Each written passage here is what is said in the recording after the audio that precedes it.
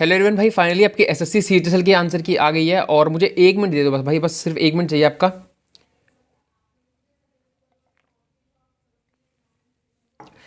भाई जितनी मेहनत करी है पानी तो बनता है एटलीस्ट, क्योंकि आपकी शाम को आपकी आंसर की आ गई थी आंसर की, और अब जाके जो है इसकी मैंने फाइनली अपने स्कोर देख पाया हूँ। और उसमें भी जो है अभी रैंक मित्र वगैरह इन पर तो वैसे आपको मैं ये बोलूँगा कि स्कोर चेक मत करना बाद में भी, और मैन्युअली कर लेना। तो और उसमें तो बस एक ही सेक्शन के साथ जहाँ तो बच्चे बता रहे थे मार्क्स दिखा रहा था, तो मैन्युअली अगर आपकी खुलती हुई है तो मैन्युअली देख लेना, ठीक है। और शाम से जाके अब जाके मेरी चेक हुई है, और भाई इतनी तो मेहनत मुझे लग रहा है कि मैंने मतलब सीपीओ की फिजिकल या यूपी पुलिस की फिजिकल में नहीं करी थी जितनी आज इसके मैं आंसर की चेक करने में कर ली है, ठीक है। वैसे मैंने छोड़ दिया था बीच में 2-3 घंटे, मैंने फिर कि भाई ठीक है जब खुलेगी ठीक है। तो अभी मैं आधे घंटे 15 मिनट मैंने चेक करी, तो फिर वो फाइनली खुल गई, फिर मैंने मैन्युअली अपने जो है चेक कर लिए। तो भाई जैसा कि आपको पता है कि मैंने 89 अटैम्प्ट करे थे, और भाई जो उसमें सेक्शन वाइज मैं अपना स्कोर बताने वाला हूँ इसमें। और एक दो क्वेश्चन जो है मेरी शीट में शायद रॉन्ग भी हैं, ठीक है। देखो, एक तो मुझे पहले पता चल गया जिस दिन मैं एग्जाम दे रहा था वहीं बैठ के ही कि भाई मैथ का एक क्वेश्चन हमारी शीट में रॉन्ग था, और जो आसपास के बच्चे थे तो उनसे कन्फर्म भी करा था, तो सबके ही वो उसका आंसर नहीं आया। सबका आंसर वही आ रहा था जो मेरा आ रहा था, जो कि ऑप्शन में था नहीं, ठीक है।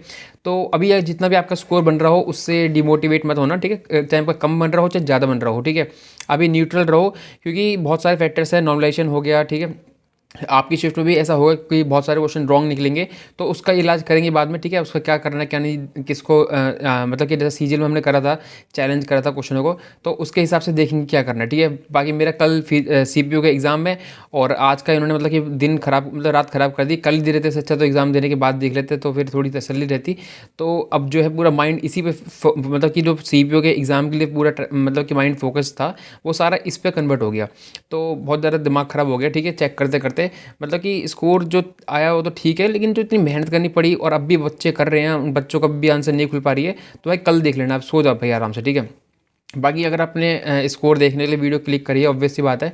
और स्कोर के बाद मैं बाकी चीज़ भी डिस्कस करूँगा कि कितना सेफ स्कोर रह सकता है, और बाकी सारी चीज़ें जो रहती हैं, ठीक है। तो देखो, सबसे पहले मेरा इसमें इंग्लिश के अटैम्प्ट थे मेरे 24, ठीक है, जिसमें कि मेरे को उम्मीद नहीं थी। मैं सोचा था 45 प्लस स्कोर कम से कम आ जाएगा। और इंग्लिश में बहुत बच्चे आप भी ऐसे हो गए जिसका इंग्लिश में सिली मिस्टेक हुई होंगी, ठीक है।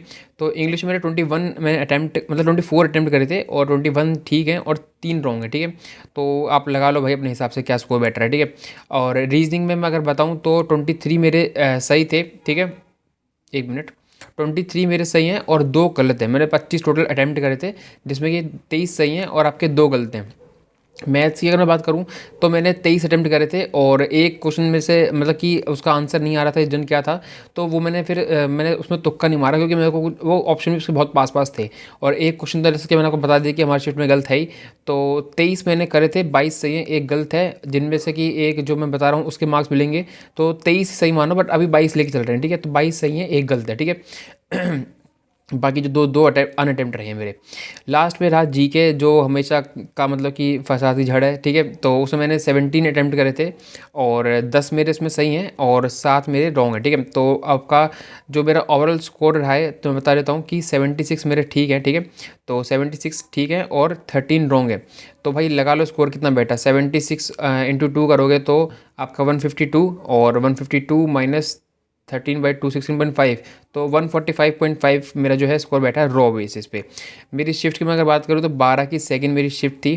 तो अब कितना नॉमिनेशन मिलता है, क्या क्या रहता है, बाकी देख लेते हैं भाई क्या होगा। बाकी 145.5 रॉ स्कोर है, और मैथ के तो वो क्वेश्चन मेरे को पक्का पता है गलत होगा। बाकी सारे क्वेश्चन मैं भी देख नहीं पाया हूँ, जब सीपीयू का कल पेपर देखे आऊँगा उसके बाद देखूंगा, फिर साइड भी ओपन होगी। क्योंकि अभी जो मेरी आंसर की बेशक खुल गई थी, लेकिन उसमें जो है कौन सा क्वेश्चन गलत है कौन सा सही है वो पता नहीं चलता, क्योंकि उसमें डब्बे डब्बे से बने आ रहे हैं। बस जो साइड में ग्रीन और लाल वाला जो था उससे मेरे अंदाज़ा लेके कि भाई हाँ अच्छा ये लाल है, मतलब ये क्वेश्चन हमारा मेरा रॉन्ग हो गया है, येलो वाला अनअटेम्प्ट है, ग्रीन वाला सही है। ये पता नहीं चल रहा कि कौन सा सही है कौन से गलत है। तो वो सारी चीज़ें बाद में पता चलेंगी जब साइट अच्छे से ओपन होगी। बाकी आपका कितना स्कोर रहा है वो सेक्शन वाइज अपना स्कोर बता देना, ठीक है। कौन सी शिफ्ट में था वो भी डिपेंड, बहुत मतलब बड़ा फैक्टर है, क्योंकि बहुत ज़्यादा ऊपर नीचे इस बार हुआ है सीजीएल एग्ज़ाम में। क्योंकि शुरू की शिफ्ट में जैसे बच्चों के इस अटैम्प्ट ज़्यादा थे, ठीक है, मतलब कम थे, फिर ज़्यादा हुए, फिर वापस से कम, क्योंकि लेवल थोड़ा ठीक हो गया बाद में आगे की शिफ्ट में। तो वो फैक्टर ऊपर नीचे होता रहा है, ठीक है।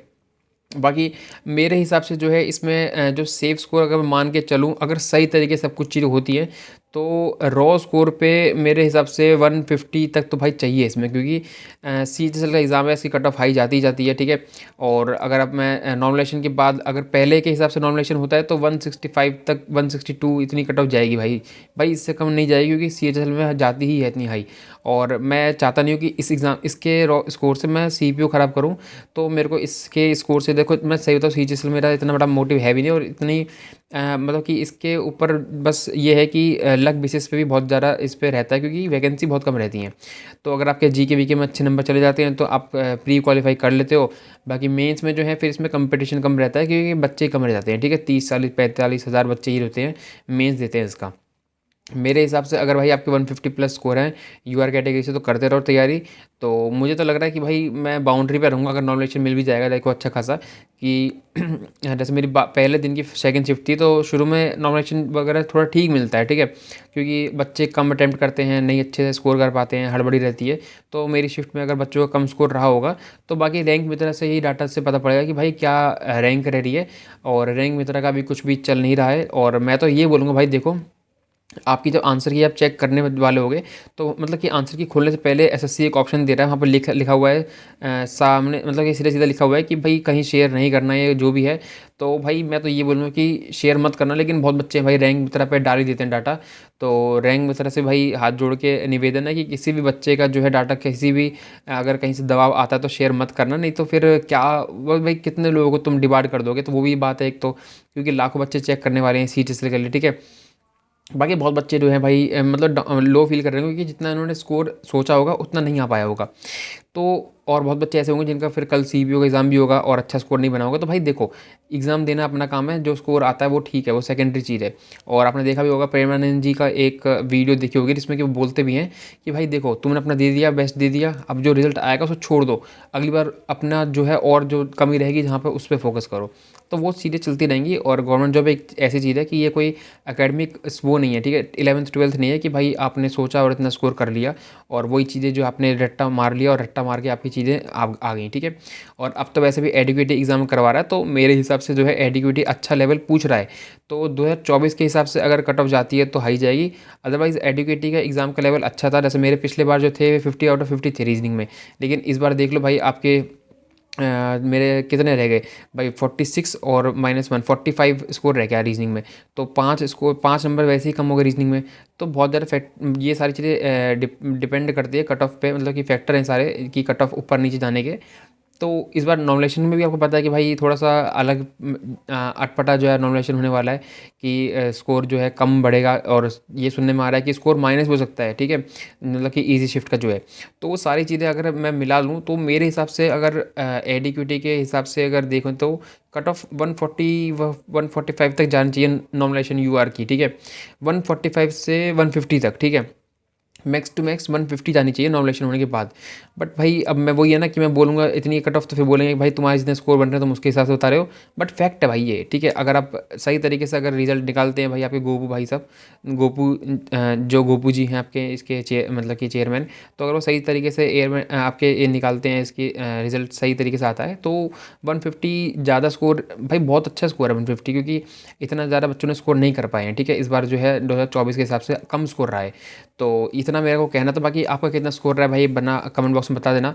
और बाकी कल देते हैं, देख के आते हैं भाई, रिव्यू दूंगा मैं CPO का। अगर आपका आगे शिफ्ट में एग्जाम है CPO का, तो सब्सक्राइब कर लेना चैनल को। मिलते हैं हम कल, ठीक है। और भाई ऑल द बेस्ट बोल देना, बाकी आपकी मर्जी है, ऑल द बेस्ट बोलना नहीं बोलना। और पहला टाइम होगा, बहुत टाइम बाद ऐसा हो रहा है कि मैं बीमार नहीं हूँ, भगवान मतलब कि इस बात पे मेरे वो ना लग जाए कि मैं बीमार नहीं हूँ एग्ज़ाम देने से पहले, ठीक है। नहीं तो जुकाम बुखार तो हो ही रहा था हर एग्ज़ाम में, CGL में हुआ था, आपके CHSL वाले में भी हो गया था, और सिलेक्शन पोस्ट में भी हुआ था।